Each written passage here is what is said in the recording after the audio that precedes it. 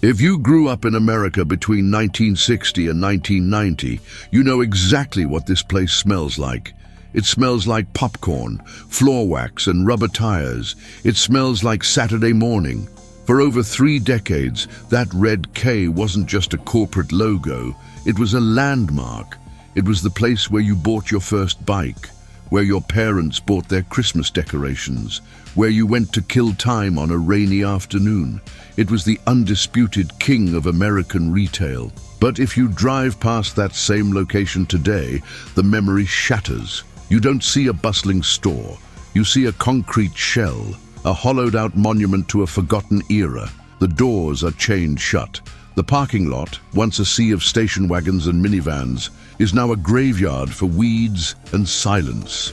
The iconic sign is gone, leaving only a dirty scar on the brick wall where it used to hang. How did it happen? How did a company that once dominated the country, generating over $30 billion a year, simply evaporate? How did the brand that practically invented the concept of modern discount shopping allow itself to be eaten alive by Walmart and Amazon? They say that nostalgia is a liar, that we only remember the good times, but in the case of Kmart, the memories are real. But so is the mismanagement, the corporate greed, and the series of catastrophic errors that destroyed an empire from the inside out. This isn't just a story about a store closing down. This is an autopsy of the American dream. This is the story of how the blue light finally went dark. Welcome to the ruins of Kmart. To understand the death of a giant, we first have to visit its cradle. And contrary to what you might think, the story doesn't begin in the suburbs of the 1960s. It begins much earlier, with a man named Sebastian Spearing Kresge. In the early 20th century, Kresge was already a retail titan. He had built an empire of 5 and dime stores, small shops where everything cost 5 or 10 cents. It was a simple model for a simpler time. But by the 1950s, America was changing. The soldiers were back from World War II, the highway system was being built, and families were fleeing the cramped cities for a new invention called the suburbs. The old 5 and dime stores in downtown city centers were dying. The customer had moved, and one executive at the Kresge Company saw this before anyone else. His name was Harry Cunningham. Harry wasn't just a suit, he was a visionary. In 1957, while the rest of the board of directors was happy counting their dimes, Harry got into a plane. He spent 2 years flying across America, studying a new, radical concept that was popping up in forgotten corners of the country, the discount store. He saw something that terrified the old guard. He realized that Americans didn't just want cheap trinkets anymore. They wanted lawnmowers, tires, clothes, and toaster ovens, and they wanted it all in one massive building with a giant parking lot right next to their new suburban homes. And most importantly, they wanted it cheap. Cunningham went back to the board with a bold proposal. He told them that if they didn't cannibalize their own business and pivot to this new model, someone else would crush them. It was a massive gamble. He was asking them to risk the company's entire legacy on an unproven experiment. They gave him the green light. On March 1st, 1962, in Garden City, Michigan, the very first Kmart opened its doors. And this date is incredibly important. Historians look back at 1962 as the Big Bang of modern retail. Why? Because in that same exact year, 2 other little companies decided to open their first stores. One was called Target, the other was called Walmart. But in 1962, nobody cared about Sam Walton's little shop in Arkansas. All eyes were on Kmart. The opening was a sensation. Shoppers had never seen anything like it. It was massive, bright, and incredibly affordable. On opening day, people were literally lining up around the block, desperate to get inside. Harry Cunningham had been right. The Kresge Company didn't just survive the transition, they had invented the future. By the end of that first year, Kmart wasn't just a store, it was a phenomenon. They began opening locations at a blistering pace, sometimes launching dozens of stores in a single month. They were conquering America, one parking lot at a time. For the next 20 years, Kmart was untouchable. They were the Amazon of their day. If you needed it, Kmart had it. They were the undisputed kings of the hill, looking down on everyone else. But as we know, when you are at the top of the mountain, the only place left to go is down. And looking back, the seeds of their destruction were being planted right there in the middle of their golden age. By the late 1970s, Kmart had effectively conquered the continent. Statistics from that era are mind-blowing. 95% of the American population lived within driving distance of a Kmart store. They were as ubiquitous as the post office. But their dominance wasn't just about location, it was about psychology. Kmart had accidentally stumbled upon one of the most powerful marketing tools in history. It was a simple rotating police light attached to a pole on wheels. They called it the Blue Light Special. It was pure genius. A store manager would plug in the light in the middle of an aisle, the siren would spin silently, and a voice would crackle over the intercom with those three famous words, "Attention Kmart shoppers." For 15 minutes, there was a frenzy. Towels were 50% off, or maybe it was motor oil or socks.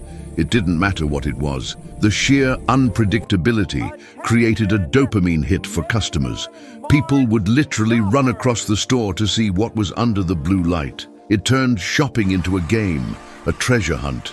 It made Kmart feel alive, spontaneous, and fun. It became a pop culture icon, referenced in movies, songs, and late-night talk shows. On the surface, Kmart looked invincible. They were opening the 2000th store. They were buying up other companies left and right. Bookstores, sporting goods chains, home improvement centers.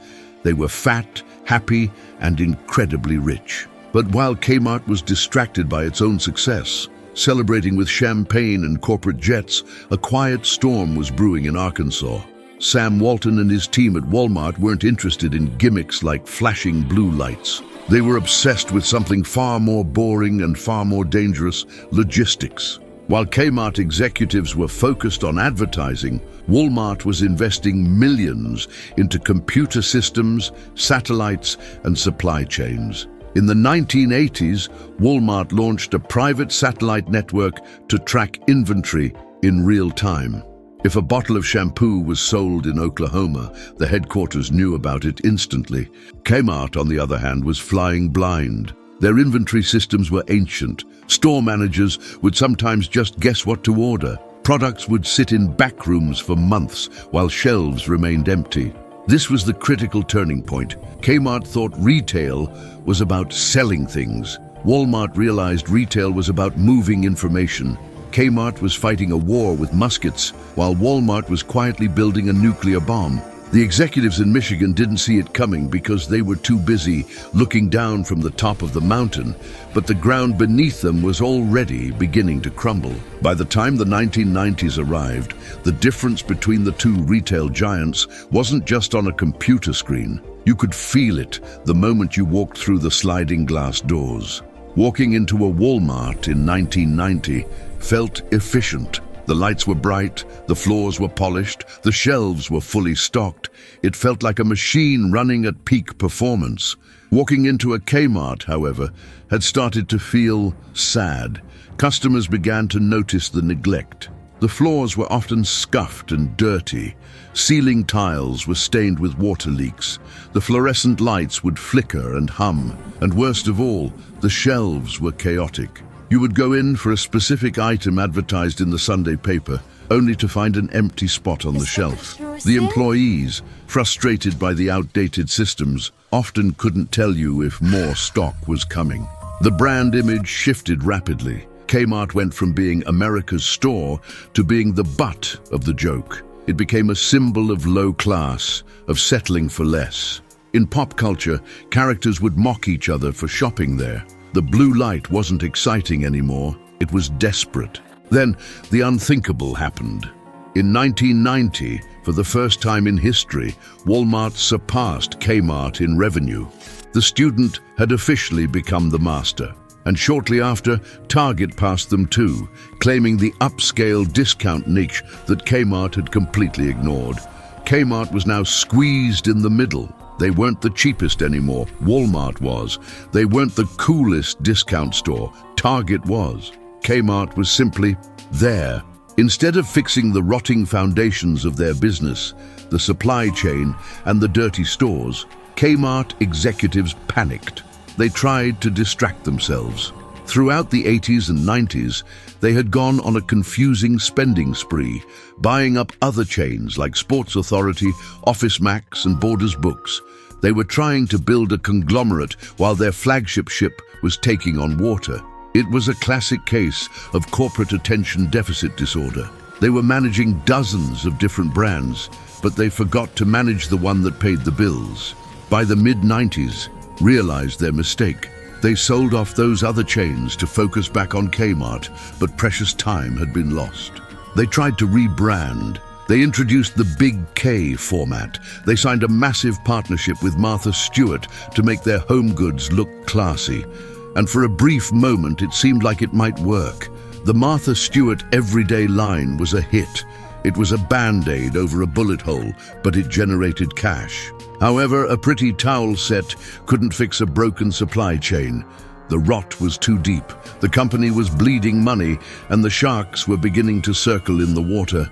The new millennium was approaching, and Kmart was about to face its darkest hour. As the calendar flipped to the year 2000, desperation set in inside the boardroom.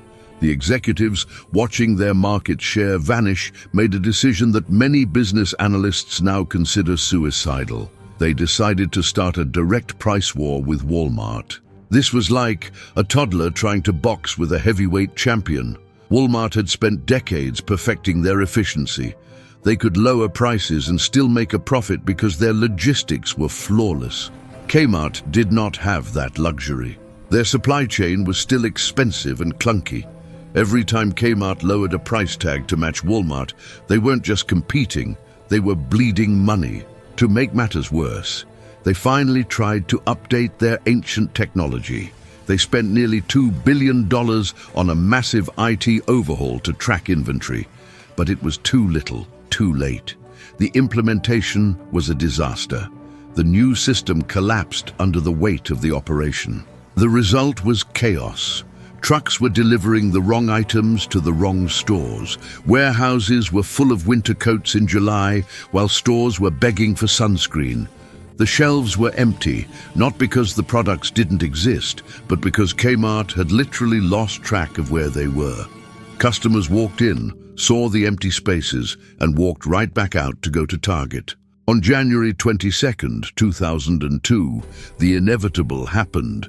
Kmart filed for Chapter 11 bankruptcy protection. At the time, it was the largest retail bankruptcy in the history of the United States. The news sent shockwaves through the economy. The giant had fallen to its knees. But bankruptcy wasn't the end. In the corporate world, Chapter 11 is supposed to be a shield, a chance to restructure, close the unprofitable stores, and emerge leaner and stronger. And that was the plan. They announced the closing of nearly 600 stores. 57,000 employees lost their jobs overnight. It was a bloodbath. Communities that relied on Kmart for jobs and affordable goods were devastated. But the executives promised that this painful sacrifice would save the company. They promised a new Kmart would rise from the ashes. They were wrong. Because while the bankruptcy cleared their financial debts, it didn't clear the rot in the leadership. And just when Kmart was at its most vulnerable, lying on the operating table, a new figure stepped out of the shadows. A hedge fund manager named Eddie Lampert. To some, he looked like a savior who would turn the company around with financial genius. But history would reveal that he wasn't there to save the patient. He was there to strip it for parts. Eddie Lampert didn't look at Kmart and see a place to sell toaster ovens. He didn't see a beloved American brand. He saw a math problem.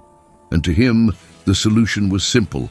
The land under the stores was worth more than the stores themselves. When Kmart emerged from bankruptcy in 2003, Lampert had seized control, and initially he looked like a miracle worker. Kmart's stock price rocketed from $15 to over $100 in a single year. Wall Street cheered. They called him the next Warren Buffett. But if you looked closer, the profit wasn't coming from selling more products. It was coming from extreme cost-cutting. Lampert slashed inventory. He cut advertising. He reduced staff hours. And most critically, he stopped investing in store maintenance entirely. It was a strategy of subtraction. If a light bulb burned out, it wasn't replaced. If a floor tile cracked, it stayed cracked. He was squeezing water from a stone, generating cash by starving the business. Then, in November 2004, Lampert orchestrated one of the most confusing business moves of the decade. Kmart, the discount store that had just been bankrupt, announced it was acquiring Sears. Sears was another American icon that was slowly dying. The plan, according to Lampert, was to create a retail supergiant to fight Walmart. He called it Sears Holdings, but retail analysts were horrified. One famously compared the merger to two drunks trying to hold each other up. Another called it tying two sinking ships together in hopes that they might float. It made no strategic sense.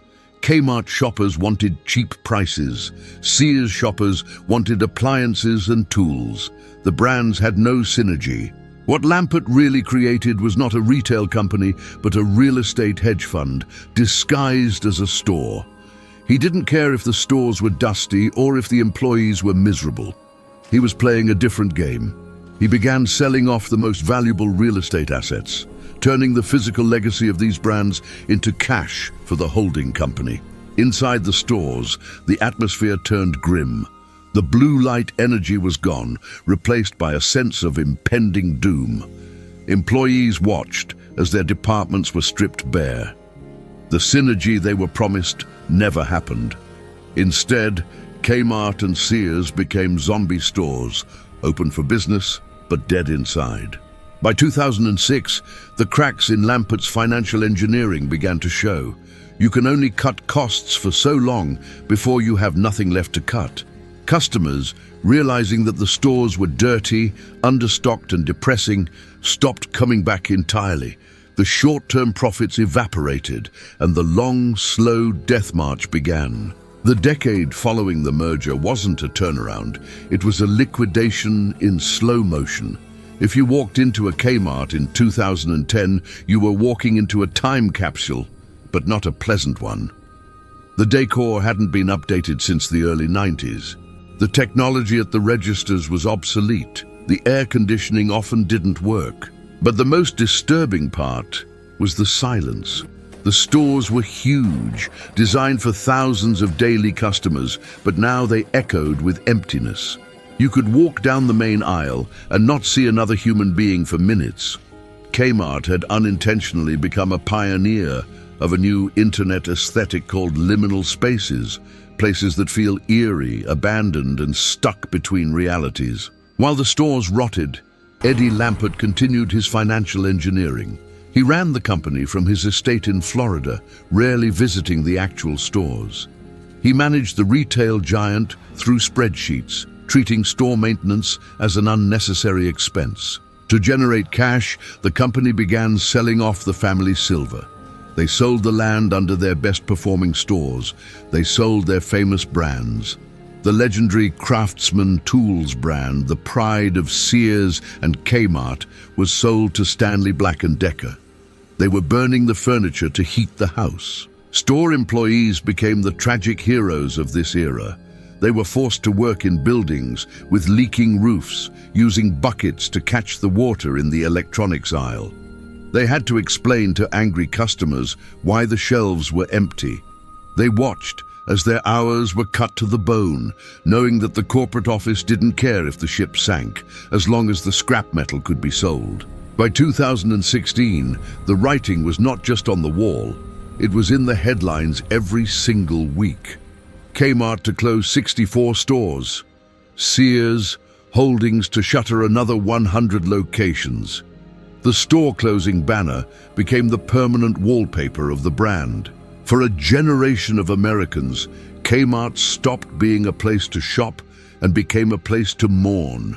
People would go in just to walk around one last time, to buy a fixture or a sign during the liquidation sale. They weren't buying products, they were buying pieces of their own childhood. But even as the physical footprint shrank, the executives insisted that everything was fine. They issued press releases about optimizing the fleet and strategic transformation. It was a level of denial that bordered on delusion. They were rearranging deck chairs on the Titanic while the stern was already underwater. The end was no longer a possibility, it was a mathematical certainty. On October 15th, 2018, the other shoe finally dropped. Sears Holdings, the parent company of Kmart, filed for Chapter 11 bankruptcy. Again, but this time, the atmosphere was different. In 2002, there was talk of a comeback. In 2018, everyone knew the truth. This wasn't a reorganization plan, it was a hospice care plan. The patient was terminal. The liquidation sales that followed were grim spectacles. If you visited a Kmart during this time, you witnessed the literal dismantling of a business. It wasn't just the merchandise being sold. It was the shelves, the mannequins, the cash registers, and even the blue light poles themselves. Price tags were slapped on the office furniture in the back. It was a carcass being picked clean by vultures. The stores were chaos. Clothes were thrown in piles on the floor. Aisles were blocked off with yellow caution tape. The once proud red K signs were taken down, leaving ghost outlines on the faded brick exteriors. For the employees, many of whom had worked there for 20 or 30 years, it was a heartbreaking betrayal. They watched their pensions evaporate and their livelihoods vanish, while the executives argued in court over millions of dollars in legal fees. Then a bizarre twist occurred. In a move that baffled economists, Eddie Lampert, the very man who had presided over the decline, bid to buy the company's remaining assets out of bankruptcy. He created a new entity called Transformco. He argued he was saving jobs. Critics argued he was simply trying to squeeze the last few drops of real estate value out of the corpse before burying it for good. The courts approved the sale. Kmart technically survived, but only on paper. What followed was an extinction event. In 2019, there were still over 200 Kmarts. By 2021, that number had plummeted to double digits. They were disappearing so fast that even the internet couldn't keep track. Websites dedicated to tracking store closures would update their lists in the morning, only to be outdated by the afternoon. The blue light had become a distant memory. The remaining stores were often located in remote areas, islands of retail forgotten by time. Walking into one of the last surviving Kmarts felt like entering a glitch in the Matrix. You would find products with old packaging, promotional signs for movies that came out 5 years ago, and a silence so heavy it felt oppressive. The brand that had once defined American culture, that had sponsored NASCAR races and appeared in blockbuster movies, was now reduced to a handful of dusty buildings waiting for the lease to expire. The empire hadn't just fallen, it had been erased. By the time 2024 arrived, the Kmart empire had shrunk from over 2,000 stores to a number you could count on one hand, literally. For the dedicated community of retail enthusiasts and nostalgia hunters, tracking these final survivors became a sport. It wasn't about shopping anymore, it was a pilgrimage. People would drive 10 hours just to visit the last Kmart in their state, to walk the aisles one final time and buy a pack of gum just to say they did. Among these final survivors, one store stood out as the strangest anomaly of them all, the Bridgehampton Kmart in New York. Located in the Hamptons, one of the wealthiest neighborhoods on the planet, it was a surreal contradiction. You had billionaires and celebrities buying cheap plastic lawn chairs. It was known as the Gucci Kmart. For years it defied the odds, staying open while thousands of others closed. It was the flagship of the sinking ship. But in October 2024, even the legend fell. When the Bridgehampton store finally locked its doors, it felt like the official time of death for the brand in the continental United States. What remains now is barely a footprint. As of 2025, the Kmart name lives on mostly in places far away from the American mainland, in Guam and the US Virgin Islands. On the mainland, the once mighty giant has been reduced to perhaps one or two small, struggling locations, likely to vanish before this video is even finished uploading. The internet has turned these final closures into a digital funeral. On YouTube and TikTok, videos titled "The Last Kmart" amass millions of views. We watch footage of empty aisles and lonely employees with a strange sense of sadness. Why? Why do we mourn a corporation? Perhaps it's because the death of Kmart represents the death of a specific type of American community. In the pre-internet age, these stores were our town squares. They were physical spaces where we bumped into neighbors, where we physically touched the things we bought. Today, we order from Amazon, and a cardboard box appears at our door. It is efficient, it is cheaper, but it is lonely. The messy, chaotic, blue light flashing humanity of Kmart has been replaced by the cold precision of algorithms and delivery drones. The buildings that house these memories are being repurposed. Some have become self-storage facilities, some are now churches. Others have been demolished to make way for luxury apartments. But many just sit there, rotting in the sun. Dark reminders of a time when we used to leave our houses to see the world, even if it was just to buy a pair of discount socks. So what is the legacy of the big red K? It is easy to look back and laugh at Kmart. It is easy to remember it as the store with the dirty floors and the confusing layouts. But to dismiss it as a failure is to ignore history. For 30 years, Kmart was the engine of the American middle class. It democratized access to goods. It paved the way for Walmart, for Target, and yes, even for Amazon.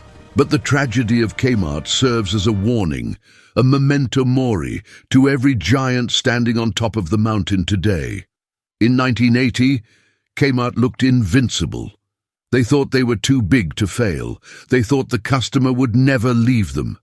They were wrong. Today, we look at Amazon and think they are untouchable. We look at Walmart and think they will rule forever. But the ghost of Kmart whispers a different truth. No empire lasts forever. If you stop listening to your customers, if you stop innovating, and if you let your foundation rot while you paint over the cracks, the fall is inevitable. It is not a matter of if, but when. Someday, perhaps 40 years from now, a new generation might be making a documentary about the collapse of Amazon, wondering how such a giant could have disappeared. The cycle of retail is brutal and unforgiving, but for us, the generation that lived through the blue light era, Kmart will remain something more than a business case study. It will remain a memory. We will remember the excitement of the attention shoppers announcement. We will remember the taste of the Little Caesars pizza in the cafe. We will remember buying our first music albums, our first video games, and our school supplies in those fluorescent-lit aisles. The buildings are empty now. The parking lots are silent. The weeds have reclaimed the concrete. But in the minds of millions of Americans, the light is still flashing. Thank you for watching this journey into the ruins of retail. If you have a favorite memory of Kmart, or if you worked there during the golden days, please share your story in the comments below. We want to keep these memories alive.